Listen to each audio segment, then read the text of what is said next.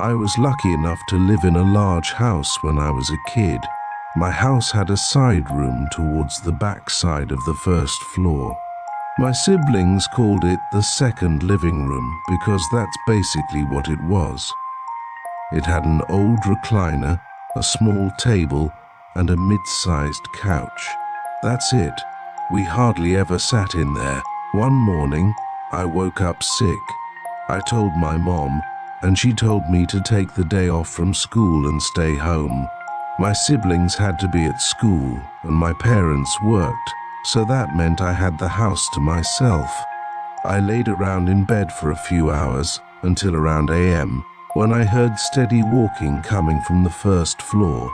I thought nothing of it at first, as I just assumed maybe my mom went in late to work, like she did sometimes. I needed something to eat anyway, so I stood up and went downstairs to the kitchen.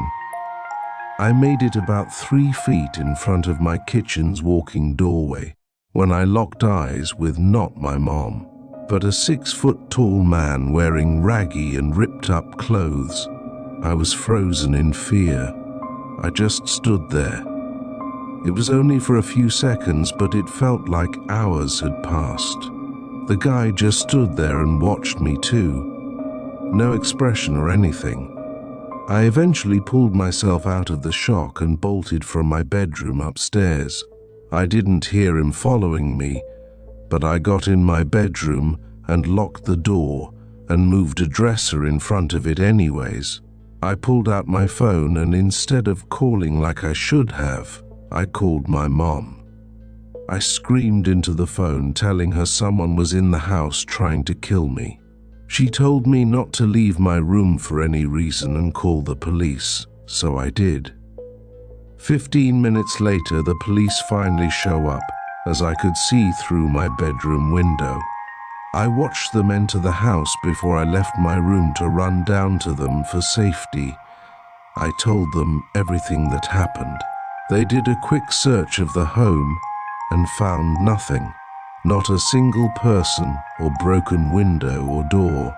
My parents came home shortly after and were furious that the guy had not been caught. I was extremely angry as well, but I was also relieved that I was alive.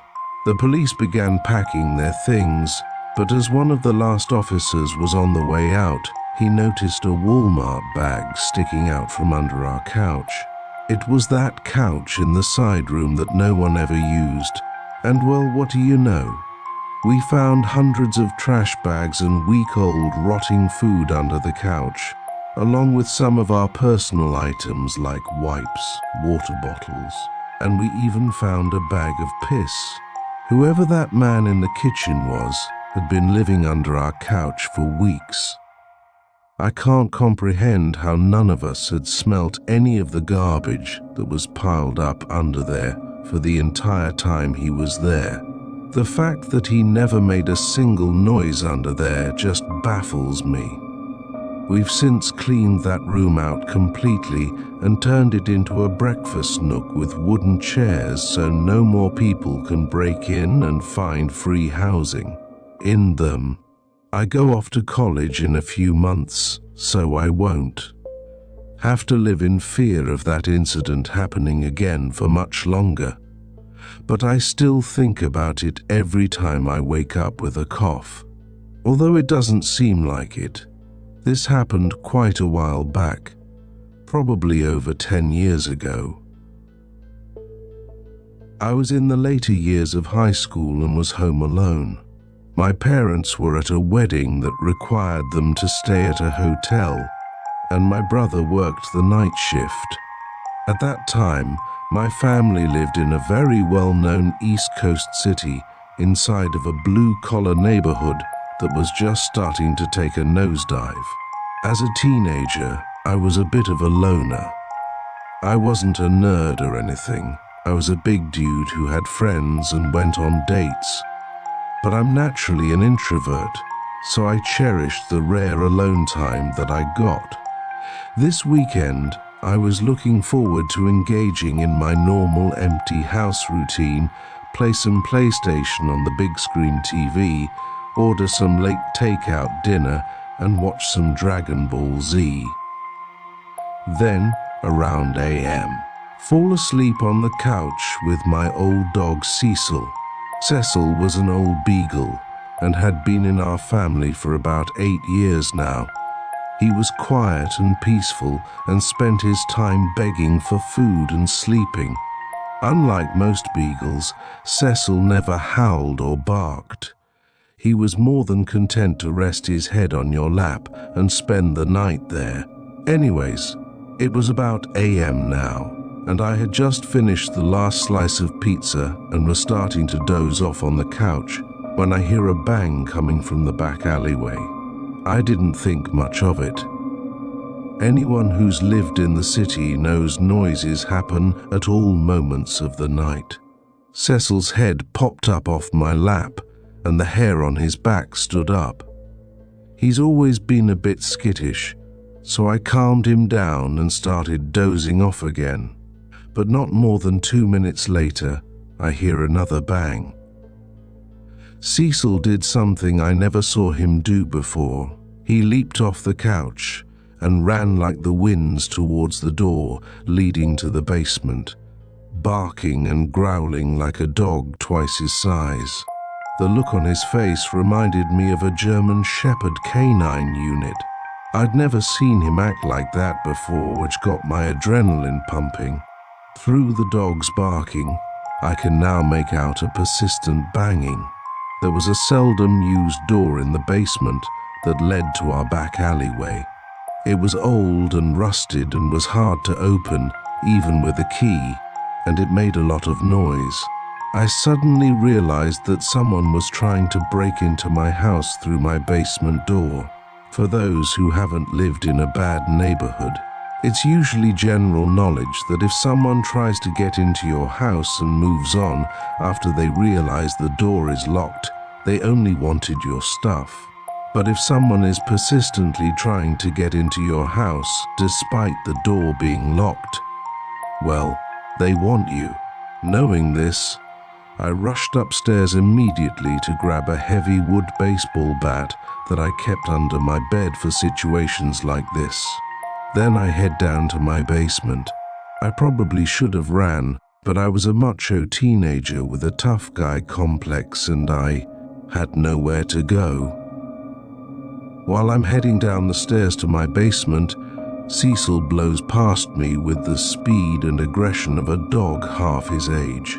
Suddenly, I hear a man's voice say, "Oh fuck," and the banging stopped. I didn't call the cops or anyone else, which was probably the dumbest thing I've ever done. I just sat up for the rest of the night with the bat in my hand. My brother came home that morning, and I told him what had happened.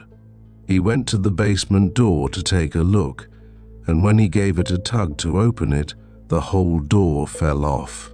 This psycho was one good shove away from getting in my house, but old Cecil scared him off. I'm pretty sure that lazy fat old dog saved my life. When I tell this story to people, they dismiss his actions as a dog doing what a dog is supposed to do, but I can tell you that Cecil never barked or moved that fast in his life. It was almost like he knew the urgency, like he knew that door was going to give.